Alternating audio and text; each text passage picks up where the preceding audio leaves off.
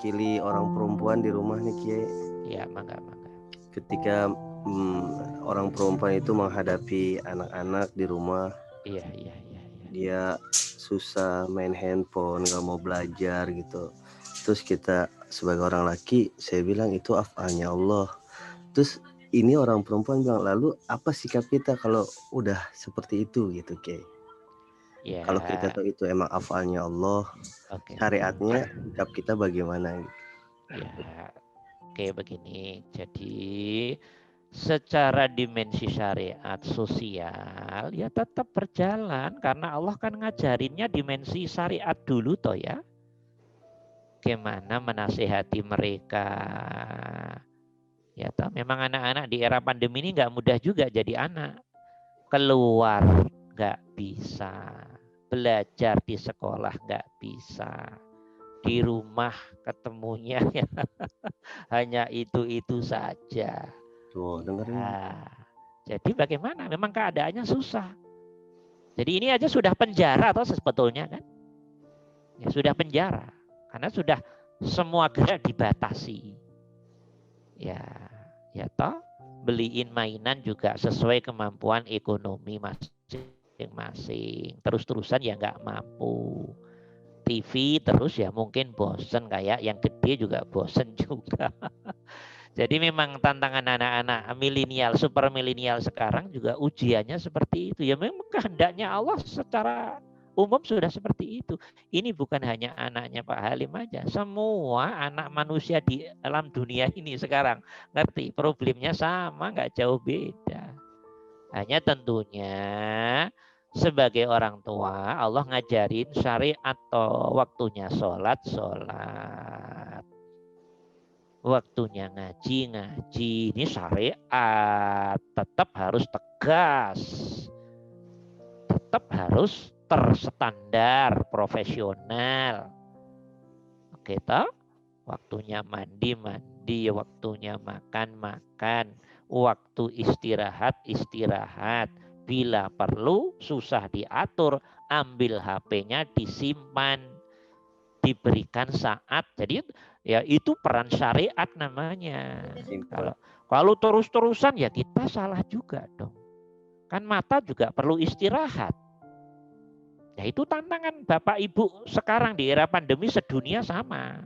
Bukan hanya 1-2 orang tua, sama semua ngerasain itu.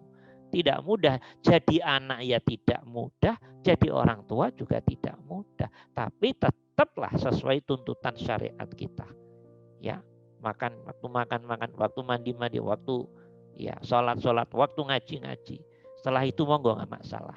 Tapi waktu istirahat, ya harus istirahat dong. Ambil bila perlu HP-nya, disimpan dulu orang tua. Setelah itu diberikan lagi. Itu namanya penegakan syariat, disiplin. Nah seperti itu. Bisa dimengerti. Berarti nggak bisa dilepas ya. Jadi nggak boleh mengatasnamakan hakikat syariat belum dijalan. Kan kalau dirimu menjalankan syariat, dirimu harus duduk ini hakikatnya adalah hakikat. Ngerti apa enggak? Jadi saat menjalankan syariat, bagaimana dirimu hakikatnya menjalankan hakikat. Jangan dipisah. Nggak bisa dipisah dong. Jadi syariat dan hakikat itu sejatinya kayak jasad dan roh, Pak Halim. Bagaimana bisa dipisah? Orang yang misah syariat dan hakikat, orang yang tidak paham agama sama sekali berarti. Begitu juga tadi yang ngelihat kelabang Kiai, syariatnya tetap kita buang gitu ya Kiai. Ya itu syariat. Boleh dibuang. Bila perlu, bila diperlukan, dibunuh juga boleh bila dia membahayakan. Jadi Allah kan sudah ngasih batasan-batasan toh. Bila diperlukan, membahayakan, bunuh boleh. Ada alasan. Nanti kalau ditanya oleh Allah, tapi Pak Halim dan teman-teman ada kelabang. Tapi hatimu yang sudah paham Allah, pasti saat mau membunuh kelabang akan ngomong, ya Allah, ini hakikatnya Engkau ya Allah. Yang bisa menghidupkan dan mematikan Engkau. Jadi hati duduk di tajalinya Allah. Kalau membunuh, Atau minimal kalau makomnya belum sampai situ, minta izin ya Allah, minta izinmu untuk membunuh ini ya Allah. Lah itu masih di bawah tajalli namanya. Tapi kalau udah kuat Rasul Allahnya, hakikatnya ngerasa yang bunuh hakikatnya Allah. Karena yang bisa menghidupkan dan mematikan hanya Allah tuh. Dirimu bisa, nggak bisa. Tapi zat hidup yang menguasai dirimu itu yang bisa menghidupkan dan mematikan. Itulah dia Tuhan kita. Itulah aku yang dimaksud dalam hadis tadi. Cuman dirimu nggak paham mana dirimu, mana akunya Allah. Bisa dimengerti? Ya, nah, seperti itu duduknya.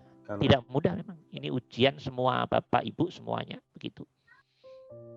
Ya, tapi dibiarkan jangan, dibiarkan dosa. Ya, karena anak itu amanah. Ya, bisa dimengerti teman-teman? Ya, oke ya. Jadi jangan pernah memisah antara syariat dan hakikat. Ada, mohon maaf, saya lihat selenting-selenting di kadang nggak sengaja buka di YouTube itu ada beberapa teman-teman ustadz kita yang misah syariat dan hakikat. Mohon maaf, salah alamat, salah alamat. Ngomong, kapan Rasul ngajarin hakikat? Masya Allah, Masya Allah. Belajar dulu yang beneran, belajar dulu yang beneran. Jadi kalau pada diri Rasul teman-teman, semua gerakan Rasul zahir dan batin itu sudah satu. Tuh. Zahir dan batinnya sama. Itulah Rasul. Syariat, thariqat, hakikat, ma'rifat, keihsanan sudah jadi dalam satu gerak sepak terjang laku. Sudah nggak bisa dibelah-belah, dipisah-pisah. Tapi muncul gerakan fikih, berdiri disiplin ilmu fikih sendiri. Kemudian muncul ilmu akidah, berdiri disiplin ilmu akidah sendiri. Kemudian muncul akhirnya berdiri sendiri-sendiri. Dikiranya ini barang berdiri sendiri dalam diri kita. Ya enggak dong. Itu sejarah ilmu yang membuat terpisah-pisah itu. Tapi kalau Nabi kita sendiri begitu, Allahu Akbar, zahirnya benar, bacaannya benar, gerakannya benar, hatinya benar, ke Allah. Praktek benar semuanya, inilah namanya hakikat. Syariat, thariqat, ma'rifat. Keempat-empatnya paket jadi satu, totalitas rasa, sama-sama menghadap kepada Allah dan benar-benar total menghadapnya itu. Jadi sudah nggak bisa dipisah, empat itu nggak bisa, dalam diri itu nggak bisa dipisah. Yang mencoba memisah-misahkan empat ini dalam praktek hubungannya diri dengan Allah, mohon maaf, berarti belum paham. Mohon belajar lebih jauh lagi. Kok nanti sudah belajar dalam jauh berbeda, berarti memang beda pendapat. Sah dan boleh, monggo.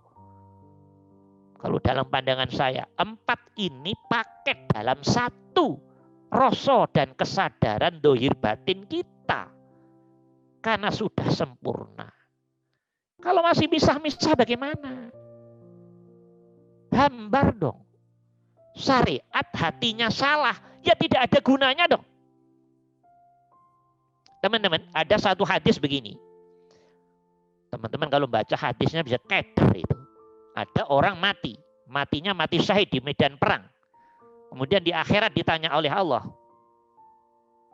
Apa yang kamu lakukan dulu saat di dunia? Saya mati syahid di perang ya Allah. Bohong kamu kata Allah. Pendusta kamu. Benar ya Allah, saya mati syahid di medan perang ya Allah. Tidak, aku tahu apa yang ada di hatimu. Kamu perang mati syahid tapi biar kamu dipandang jadi pahlawan. Tidak layak kamu masuk surgaku. Mati di medan perang, yes.